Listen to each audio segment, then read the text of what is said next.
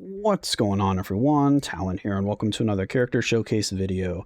Alright, so we're going to be taking a look at Satana here. So we have her new uniform. I don't think it's available anymore because I waited too long to make this make this video, but we did pick it up. So here we have her Ascended 1 uniform, her April Fool's uniform, and yeah, I'm anxious to try her out. I don't really have a spectacular build on her right now. We can definitely improve her quite a bit, but should be enough to get an idea of her damage, because I did actually give her one expensive piece, but as you can see here, we have no Urus except for this one random Uru. I have no idea why I have this random 1-star Uru on her. That was just there when I went to look at her, so I don't know how long that's been there, and I don't know why that's there, but we do have a 1-star HP Uru on her. We have all of her skills fully leveled up. We don't have anything for type enhancement. We have a stage 6 overdrive. We have no artifact, and we did put a CTA judgment on her. So that's the one investment that I did, mainly just because I'm hoping that she's going to be good, but I don't think she's going to be based off of her skills. She has no accumulation, so that really makes me think her damage is going to be bad. I don't have any biometrics for her. I guess I have been neglecting to farm her stage, so I'm just leaving her uniform at normal right now. Here are her stats. A little bit, again, room for improvement here as well. We could definitely get some more crit damage. Her crit rate is close enough to max, but we could definitely max that out if I decide to use her more. And we have basically just the ignore defense and skill cooldown, which is what we want maxed out. So yeah, that's what she's looking like, and I guess we can do a quick check of her skills here. So as you can see, normal awakening skill there in terms of all of the buffs. She's got chain hit, ignore dodge, which is actually really nice. I do like that. And then she's got skill and bonus damage. Nothing on the first skill. Second skill's got nothing. Third skill has a barrier, all attack for 30%. She has a 25% heal here. She's got some more all defense, all attack. She's got speed, crit rate. Okay, so crit rate is max because she gets the 30% crit rate buff here. Damage immunity for 5 seconds. We got invincibility here with a one-time damage proc by 50%. And then we've got increased energy attack and decreased damage received, with her own leadership being fire damage by 70%. So we could use our own leadership here, but yeah, no accumulation. So that is usually pointing to a lower DPS character. But who knows? Maybe her skills actually just hit hard enough that it will not matter. So let's just go ahead and try her out. Alright, so here we are at stage 9 for Kang. We're going to use my same team that I always use for showcase videos, but you can definitely get a stronger team for her because she has her own self-buffing leadership, so I could just use another support character there instead of Athena. But like I said, I like to keep it consistent here to get an idea how she stacks up against other characters that I've done showcases on already. And we use the all dodge ignore strikers, again, just to keep it consistent. You can definitely swap some of those out since she already has built-in dodge ignore to get a little bit more out of your strikers. But yeah, let's see what she can do here. All right, so I don't exactly remember her rotation. I know it's 4-3-5 or 3-4-5, one of the two. Let's try this. Okay, no, maybe it's 4 first. Damage is a bit low. Alright, so now let's try with the awakening skill. So let's dodge this first. We can use the awakening skill, cancel it. Okay, we did get more damage. Not a ton more, but so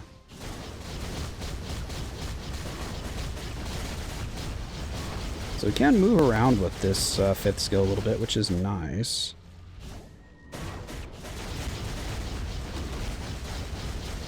How much does that hurt? Oh, I think we dodged it. Nice. Yeah, damage is not great.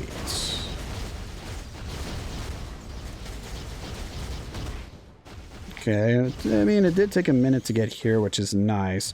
But, these stupid blade twisters, go away. I do not like blade twisters. Oh no, I mean, her damage is okay. Like I said, I wasn't expecting her damage to be great because of the lack of accumulation, and her damage is definitely not great, but it's also not horrible. So at least we've got that going on. Alright, these blade twisters can go away. Okay. Yeah, damage is just...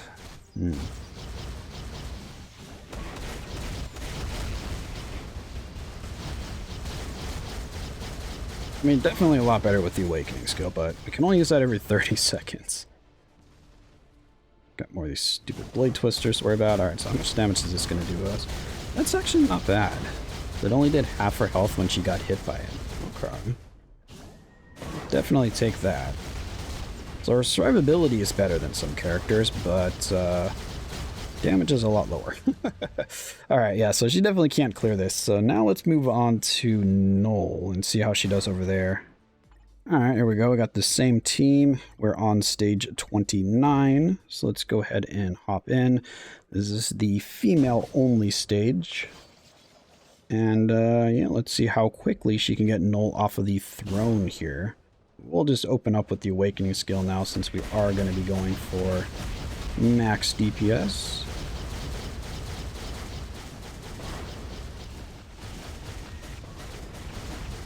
Okay.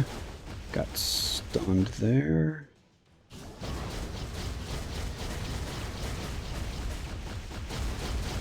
Okay, I mean, the damage does look better here, but, I mean, this is Noel. He's definitely a lot easier fight than Kang. Because I'm not sure what stage 9 of Kang is going to be equivalent to for Noel. It's probably equivalent to, like, maybe a stage 60.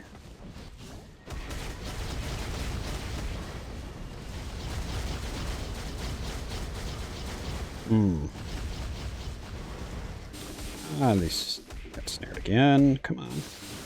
Just want to get you off of the throne. Hopefully quicker than this.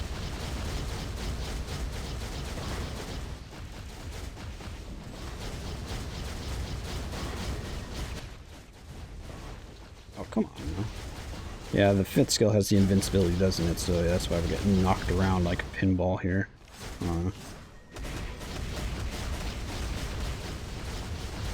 Okay, that was a lot better. So maybe I gotta work on the timing a little bit. Alright, so like a minute and a half, a little bit quicker than that.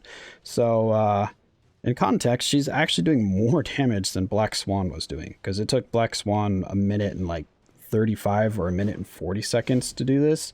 Exact same team, exact same stage. So, yeah. Both their damages are a little underwhelming. But, I mean, what you gonna do? Ah, no, he's doing this. Alright, relax. Let's get our healing going. Which skill? That skill. There it is. That's a little bit better. Okay, yeah, again, still underwhelming damage, but I think maybe she's not on track for clearing this. It'll be close. It'll probably take the entire time, except we can give her, of course, like I said, a better team because we can use her own leadership and then another support character. So we get like an extra 45 or 50% damage with another support, which will definitely make a noticeable difference. And I'm pretty confident she'll be able to clear this stage with a second support. But now we have one more test for her, and that is going to be Dormammu. So let's go ahead and hop over there and see how she does. Alright, so here we are at Dormammu. Today he is going to be combat type, which it doesn't matter what typing he is because she is universal, but just, I guess, figured point that out. So she's not going to have any advantages or disadvantages here. Actually, universals, I guess, do technically get an advantage against the other typings, but only through our type enhancement, which I have not done any on for her. Okay, so that's not bad. Oh, let's dodge that.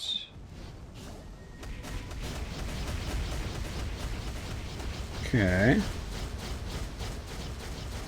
I mean, that actually looks pretty good for the DPS there. I feel like she's doing better here against Dormammu. I really like her skill animations, though. They're really, really cool. I like all the kind of lighting effects and stuff that's going on here. Okay. Almost a minute in. And are we going to get to 40 bars for the minutes? We are. Oh, then we got this. Okay. Yeah, I mean, that's not bad. I'll definitely take that. So I'm going to be, of course, more interested about the phase change here once we start fighting the more powered up version of Dormammu.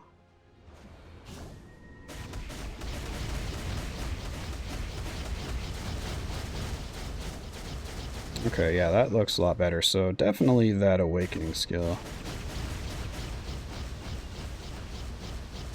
That annoying 8-second cooldown on the 5th skill. It keeps getting me slightly off here for the rotation. Yeah, so it looks like I want to wait for that burst of light that appears from the 4th skill. Boom. So yeah, the 4th skill is the one I want to delay canceling, and I instant cancel the 3rd skill. Alright, let's save the awakening skill for the phase change since we're pretty much there now. And they're just under 2 minutes. Again, a little on the slower side, but I think she might have the damage. Alright, so we're going to do no awakening skill for this first rotation just to see what she does. No, our damage really fell off here. Okay.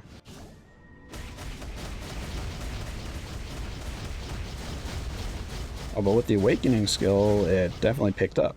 Awakening skill was close to 2 bars, and her regular rotation was only like, or not one, half a bar.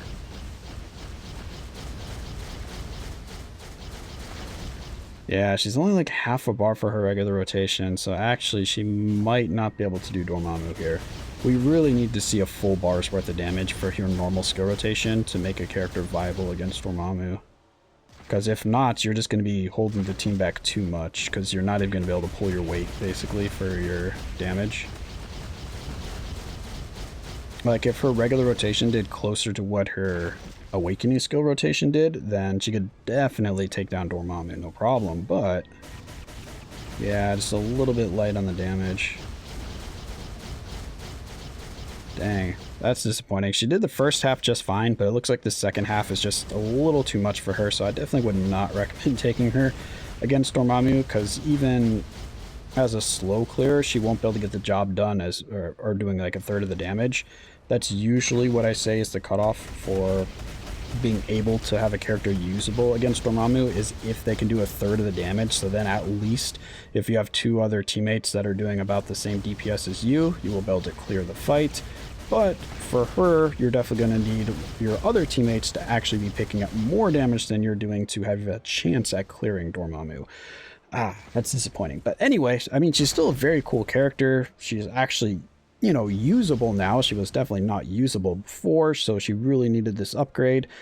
So again, I'm still really happy for this upgrade. I just really wish they would have gave her accumulation, because that would have really helped her damage out here and definitely made her a lot more viable for World Boss and for Giant Boss Raid here. But as it stands, I think that she is just a average character.